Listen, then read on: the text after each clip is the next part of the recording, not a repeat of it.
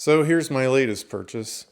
Been looking at one of these. I wanted to do some work on the house, extend a driveway and tear out a driveway, and I've always kind of wanted one of these. So I bought this guy. It needs to get all the rust taken off of it and repainted. It's a 2013 New Holland L220 with a turbo on it. And it's got a 2-speed, so it goes like 11 and a half or 12 miles an hour. And I'm not sure if it has the high flow or not. Tried looking up the VIN and the serial number, and I can't tell if it does. And so I'll get that figured out. But the engine on it has a Shabiro in it, and there's a heavy knock. And so I found a rebuild kit. It's got new piston sleeves, pistons, rings, all new bearings, gaskets, everything for $500. And so I'm going to order that. And the water pump, I guess, is a wear item. It's $40. I'm going to get a new one of those. There's an interior timing belt that's a belt. And so I'm going to buy that. I'm going to get the new... There's 3 belts on there, one for the alternator, one for the fan, one for the air conditioner. This thing's got air conditioning in it. So I'm going to get that and a new thermostat. And I think there's something else, but the turbo on it too is $200. So I think for less than $1,000, I can have all of the parts to rebuild this. The hydraulics and filters. The hydraulics are tight on it. It does start and run, but it's got a heavy knock, and so I think it's one of the rods going out. So what I've told myself is I've got to get these guys done. If you're watching some of the other videos, this one's close. I just need a couple of parts and then get it cleaned up, and then I can get it out of here. This one, I think it's the MPEM, but it runs, so I'm just unplugging the buzzer and it's going to go. This guy right here, I need a new motor for it, and I don't know. I'm still trying to figure out if I want to buy a new motor and put in it or sell it, take a loss. And then I've got the TS. So I'm very close to getting all of these out of here except for that one. And then what I want to do is, I'm lucky to have an 11.5-foot ceiling in the garage here. So, and then the cab goes up too. I was going to go ahead and start kind of taking this apart, but I told myself, get the jet skis done. And then also it's full of grease and oil and everything on the undercarriage. So, I think what I want to do is back it out and take the undercarriage off and totally clean the whole entire thing as best I can, and then run this back in here. Because once I start taking that motor out, she ain't gonna move, and it is just filthy inside. I don't know if they even changed the engine oil in it. It's so bad. So I think it's gonna be kind of a restoration. I shouldn't say beat up. I mean, it was just, she had a hard life, and it's a 2013. So I think, if I take all the rust off, repaint it, it's $1,000 in parts, and I'm basically going to have a brand new engine. The hydraulics are tight and work well. Trying to decide, probably going to get newer used tires. I don't know if I'm going to reuse these wheels or not. They're pretty rusted. I don't know. I could probably spend over a day a tire or a rim, or just sometimes some of these I can get four rims and 4 tires that are used for like $500, and it's probably just worth it to probably get $100 out of these 4 and get some that look nicer for $500. So for $400 a tire, it's not even worth spending a day on there. So I don't know. And then going to try to clean this cab up here too. So this will be coming up in some new videos, and then use it to work on the driveway and around the house and stuff like that. So plenty of videos to come up. All right, we're gonna go get the skid steer and pull it back in. Although I think it's full of water. See if I can get it out. It's freaking muddy in here.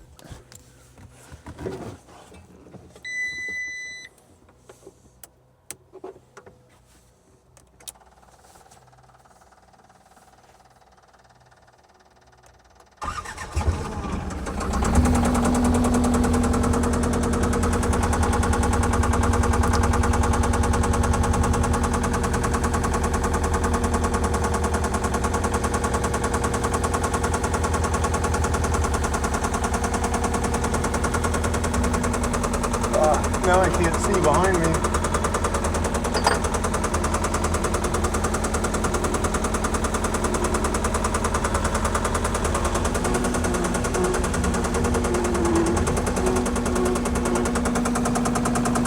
She's full of water. I'll show you what I'm talking about. I power washed it. And there's like a ton of water in here. I don't know if you can see it or not, but I don't know, I have no idea. I would imagine this whole thing's plugged up under here. So I'm gonna try to figure out how to get that water to drain and then pull it back in. But it starts up real good. It's just gotta, sounds like a rod knock in there, I guess. And then I want to, I think if I repaint it yellow and put stickers on it, it should look real nice. All right, I'm gonna go ahead and put it back in anyway. I cleaned the window so I could see.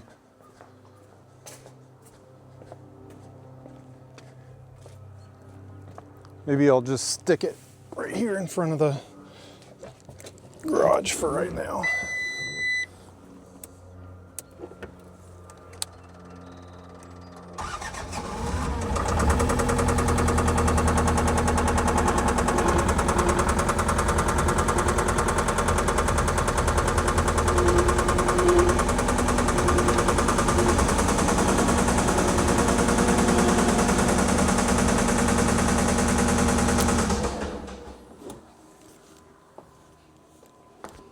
There we go. It makes me feel better. Just, I don't know. I don't want it outside. It's kind of compact. Cute little thing. I wish I could keep it like this. I guess I maybe could. I don't know if I need the arms up or not. I need to rock the hood forward, I got to put the arms up. And the way the garage is laid out here, I don't think I can, but yeah, I don't know if you can see down under there. Let her drip here for a little bit. It's easier to clean it out, and then I'll move it back over here. It's kind of a good area. I got 11.5 feet, and the reach on the New Holland's like 11, so I can lift it all the way up, lock the arms, drop it down actually a little bit, and fits right in here. But yep, I'm gonna let it drip dry right there for a little bit, and then I'll back it over here to its home, I guess.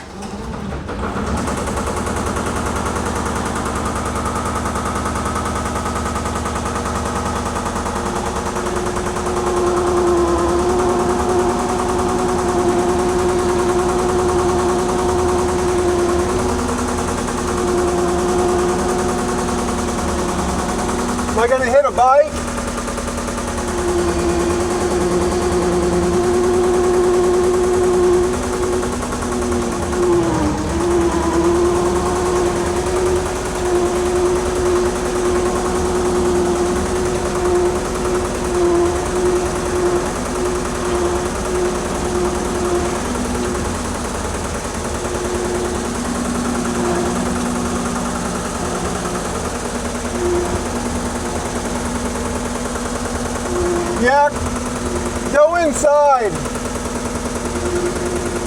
Quick.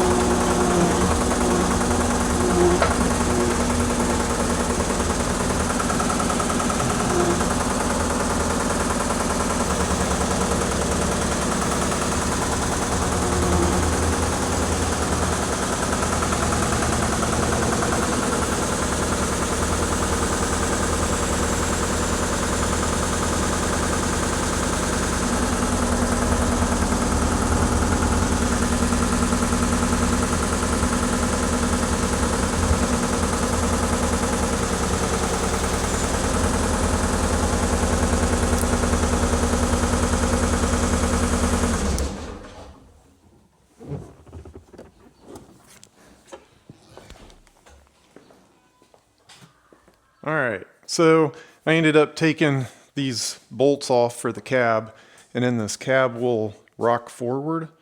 Try not to hit my motorcycle. I think I'll be fine here. But you're supposed to grab these, but I don't have enough leverage.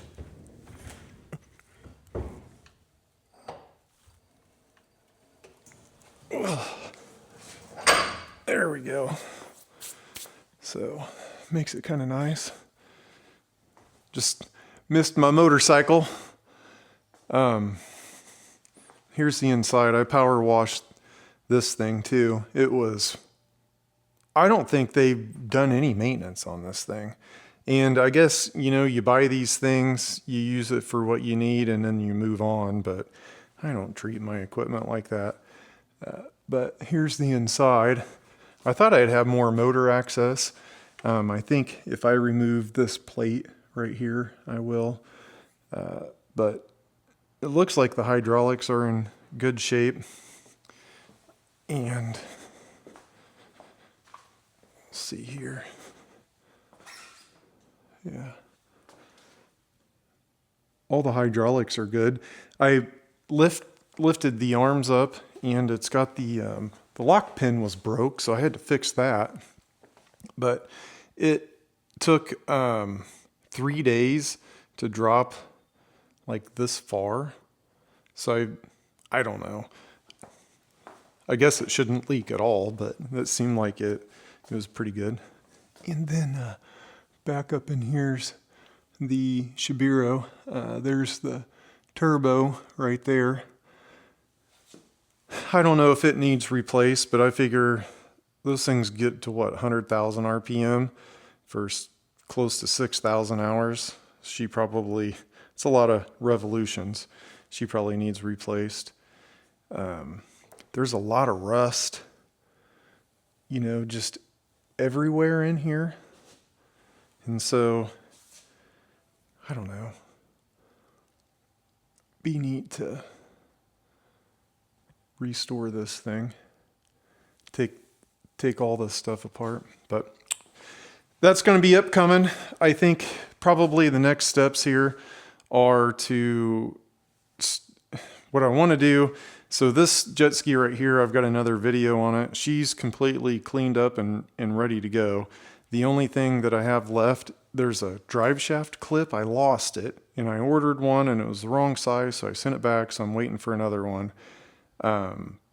Then it's ready. I've got to put a sticker on it and then get it registered. She starts up and works good, but it's got new seat, holes in good condition, basically a brand new motor, and replaced the whole jet pump, and then I redid the impeller. So this one's basically brand new. This one right here, I think it's the computer inside, because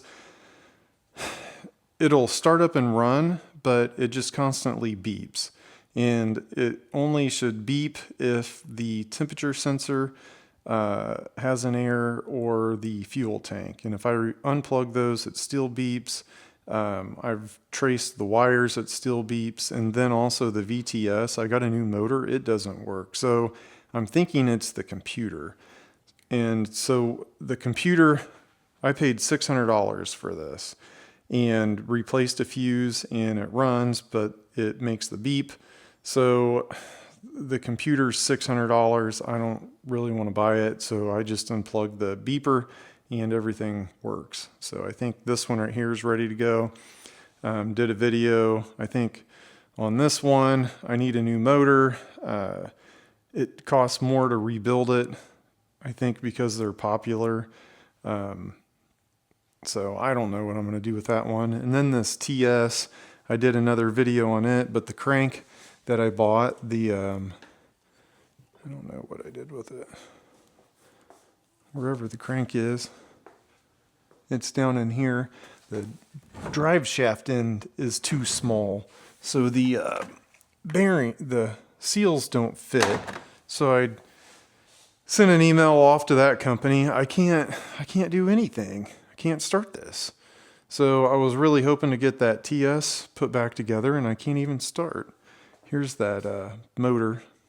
But anyway, I digress. I guess I was wanting to get this out, and I need a part, and I wanted to get this out, and I need the computer, and I don't want to buy it. So I guess those are ready to go. And I was wanting to get this out, and I need the stupid crank. So I'm waiting for that before I started on this. So I think I'm probably going to go ahead and start on this anyway, because I'm so close. But this is kind of the intro video. Hit like and subscribe. Please comment down below if you think I shouldn't do the motor, if you think after watching that video you think it's not the rod. Like I said, I think it'd be kind of neat to pull this out and fix it, but I don't know. We'll see. So hit like, subscribe, make a comment, please, and tune back in for more.